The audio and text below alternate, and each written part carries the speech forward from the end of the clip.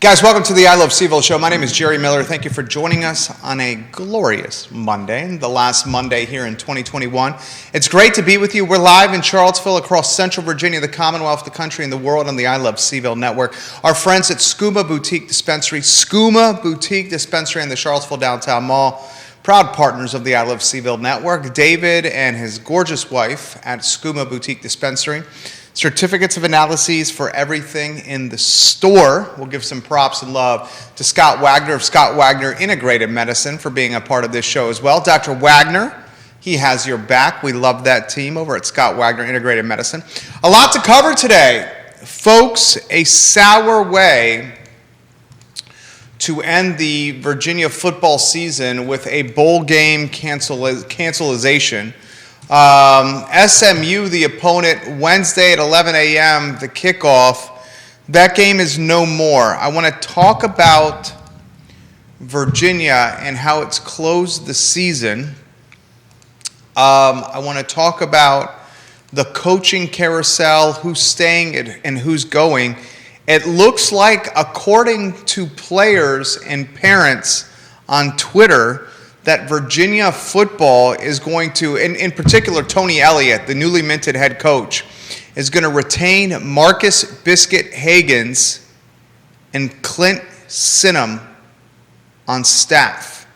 Biscuit Hagans and Clint Sintum are going to be retained by Tony Elliott, according to tweets from Virginia football players' parents today. I have that story for you. Hagans and Sintum, big-time retainees, and we were hoping, in particular Biscuit, that both would stay. I'm going to give you a statistic that I found disconcerting. Halloween, 1:05 a.m. UVA football, 6-2 overall. I'll give it to you again.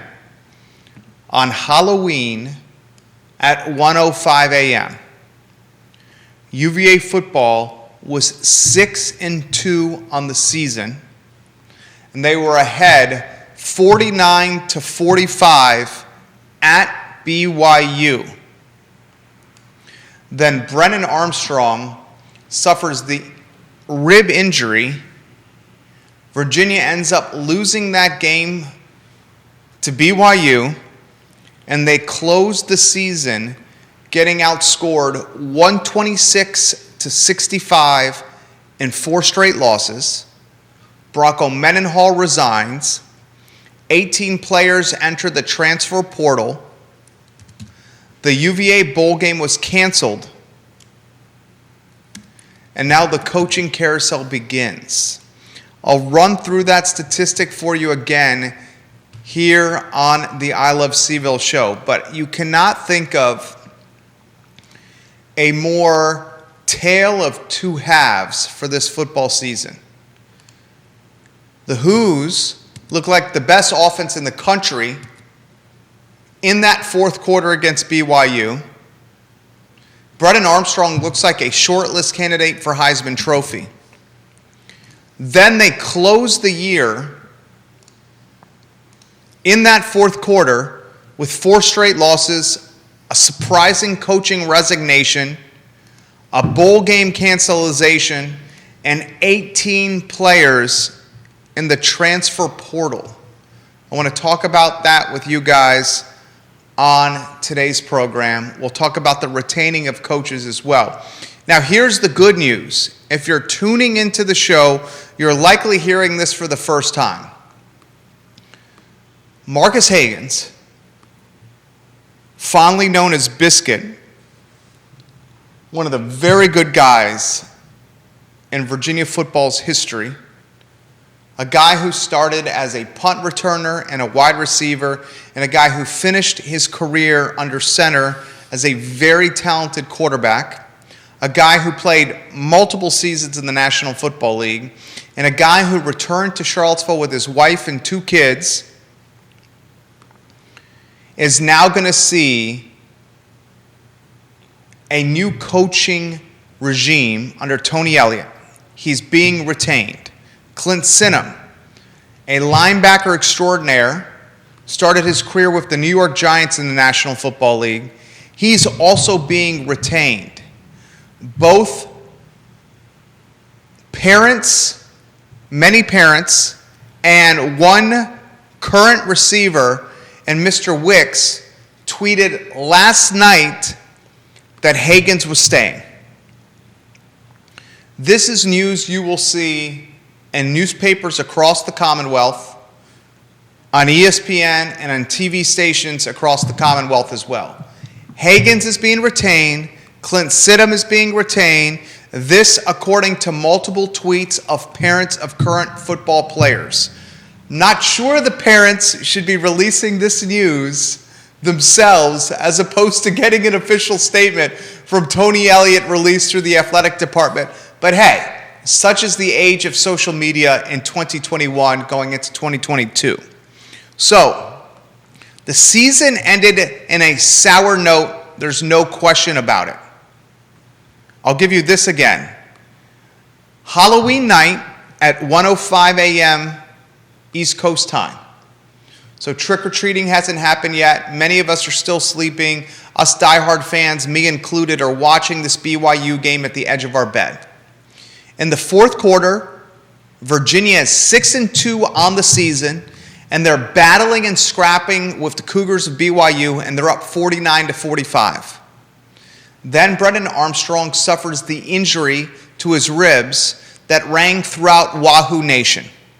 UVA ends up losing that BYU game. They end up dropping 4 straight contests. They end up getting outscored 126-65 over those 4 games. A sour note to close the season against Virginia Tech and Scott Stadium with some awful play calling. 3rd and 8, a lateral to an offensive lineman with the game hanging in the balance. 18 players enter the transfer portal. The Fenway Bowl gets canceled. Surprising coaching resignation. The positive and the icing on the cake today around lunchtime, and we got to find the positives as Virginia fans. We know that, especially football fans. Is Hagans is coming back. Clint Sidham is coming back. I really wanted Coach Beck, the quarterback's coach, to stay. Coach Beck has mentored 3 stud gunslingers in Kurt and Bryce and now Brennan. But he's going to Syracuse following Robert Anai, who's going to be the offensive coordinator for the Orange.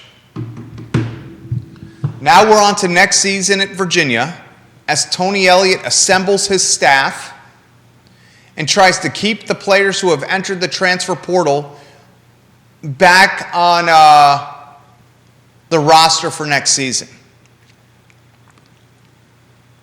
Look, I'll cut to the chase. Coach Elliott has his work cut out for him. We all know that as fans of the orange and blue. I think he is a proven winner. Now, granted, he was winning at Clemson. Easier place to win Death Valley than Charlottesville. I think he's going to come in and the novelty or the splash of a first-year coach is going to get him some big-time recruits. But going into next season, you're going to have to shore up the defense, and you're going to see if you can duplicate the success of the offense. That's not going to be easy to do. You got a left tackle that is committed to Southern California, USC, already, transferring from UVA to going to USC. And you got a team that limped across the finish line this year. So we'll see what Virginia can do. Now, the cancellation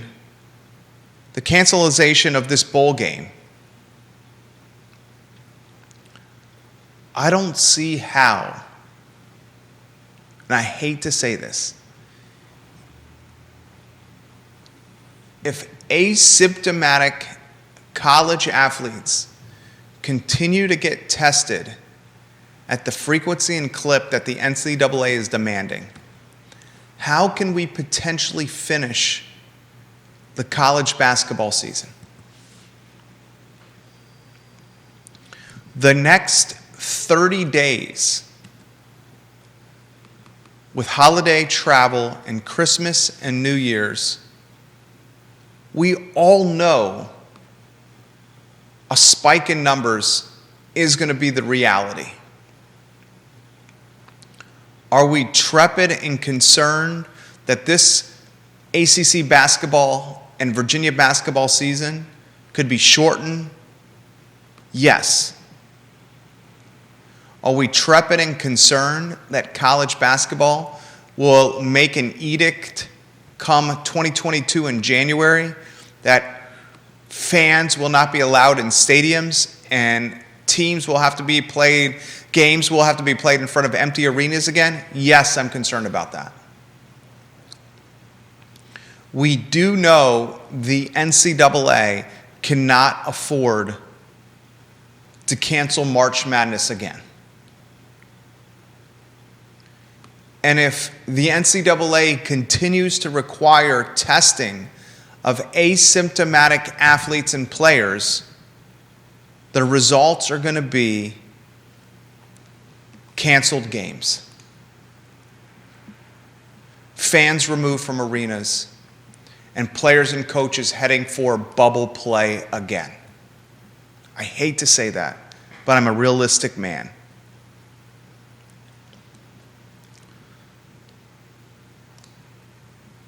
I was talking to a friend of the program via Facebook Messenger, and I won't identify his name. I'll just use the initials JW, and no, it's not Judah Wickhauer.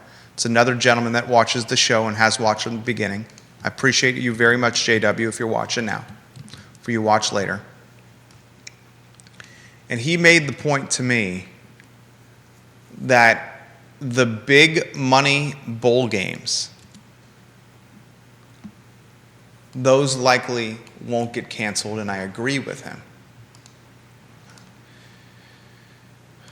He also made the point of having mid-major programs in underachieving schools playing at 11 a.m. kickoffs in baseball stadiums is meaningless and pointless. And I agree with him. There are too many bowl games out there.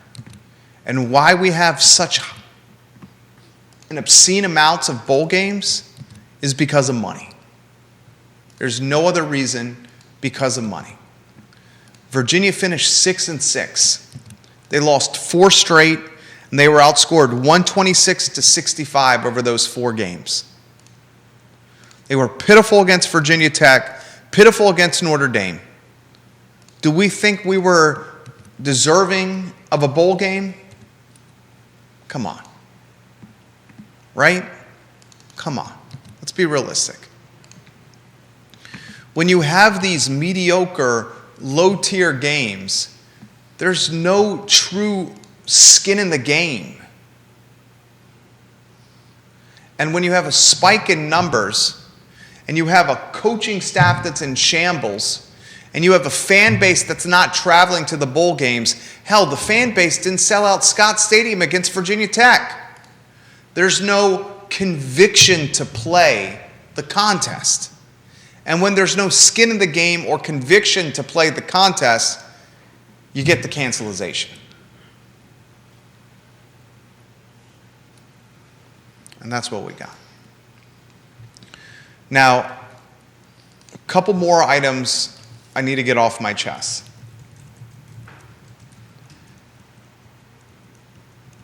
Virginia is back in action from a basketball standpoint on Saturday. Saturday is New Year's Day. The Who's travel to Syracuse for an 8 o'clock tip. I am a glass is half full kind of guy, a positive optimist. I'm a realist optimist, if that makes sense. I do not see how the ACC regular season, the ACC tournament, and March Madness will not be dramatically impacted by this Omicron variant. Testing asymptomatic players not showing signs of sickness, is going to be the death nail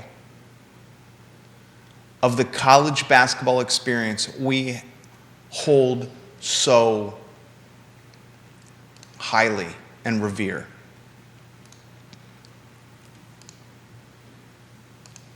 Games are getting canceled left and right and postponed left and right. And we are not in the serious wave of this Omicron pandemic, which is going to be the 3 weeks in January after holiday travel.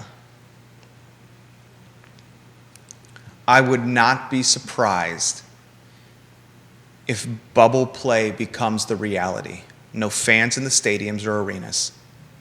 And isolation for athletes and coaches, just like the NBA did this past year to get its postseason and championship in. We'll see. I hope I'm wrong. I really hope I'm wrong. Now, one other topic I'd like to get off my chest. Markets are super green right now.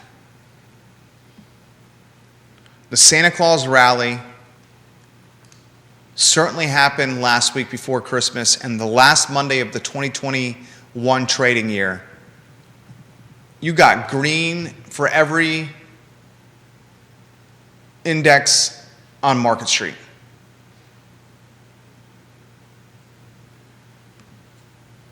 You see what Americans did from a holiday sales standpoint.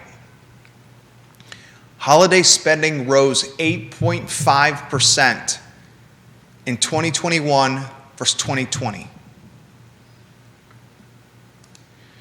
That means people were willing to navigate supply chain shortages and inflation price upticks by purchasing Christmas gifts earlier than ever.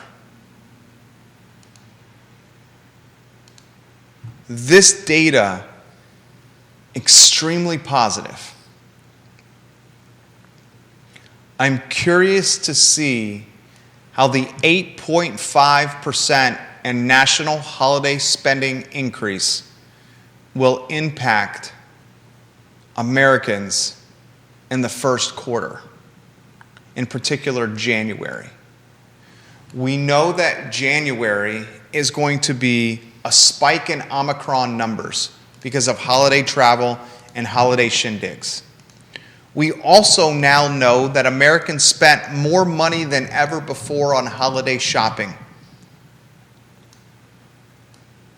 How will that impact spending in January and February when credit card bills come due and consumers are concerned at the same time as numbers spike from Omicron?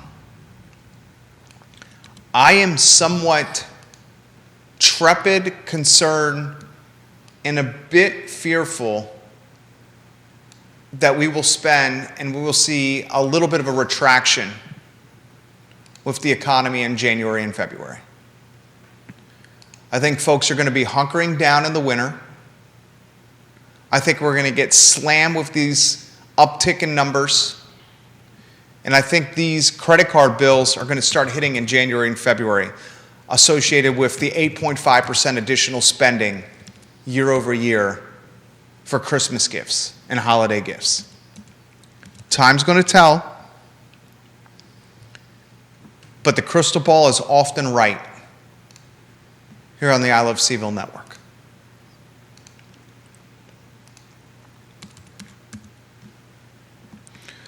the space or the category of business I'm most in particularly concerned about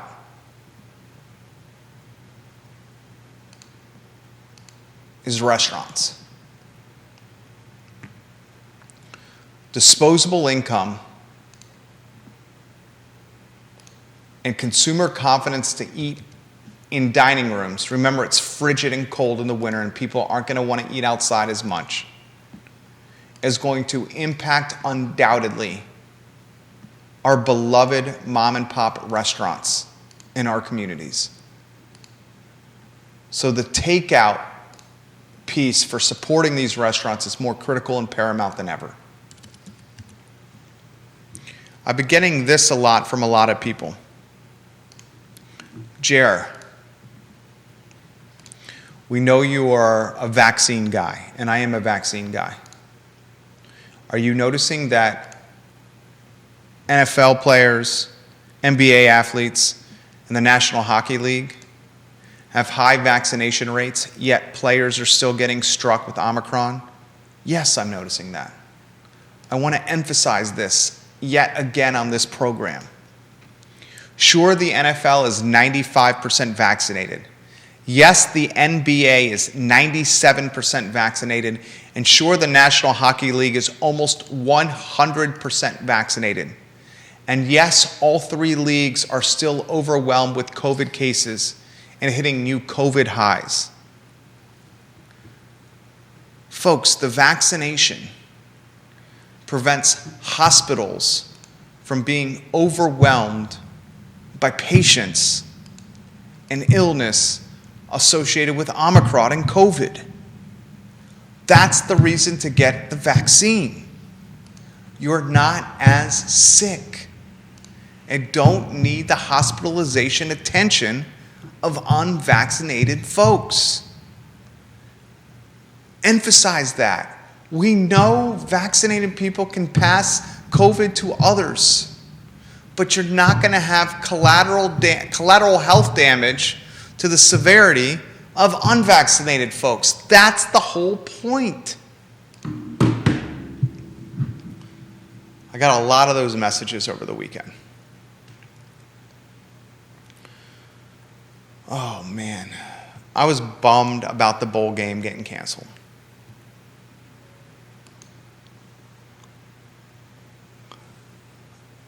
I mean, if you think about Bronco, Coach Mendenhall, just a tough way to end his career in Charlottesville. And I think Coach Mendenhall overall should be applauded for what he's done in Charlottesville.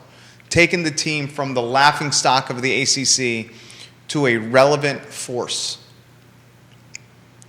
But his last year on the job,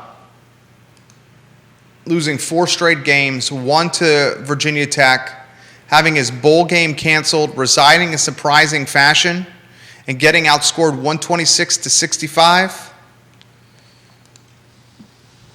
That's sour. That's a sour way to finish. All right, those are the items I had to get off my chest today. I'm grateful for you guys watching and listening to the show. Judah Wickhauer is our fabulous director. We love him quite a bit. My name is Jerry Miller, and this is the I Love CVille Show on the last Monday of 2021. We're back tomorrow at 12:30 on this network. You guys have a good afternoon. Take care.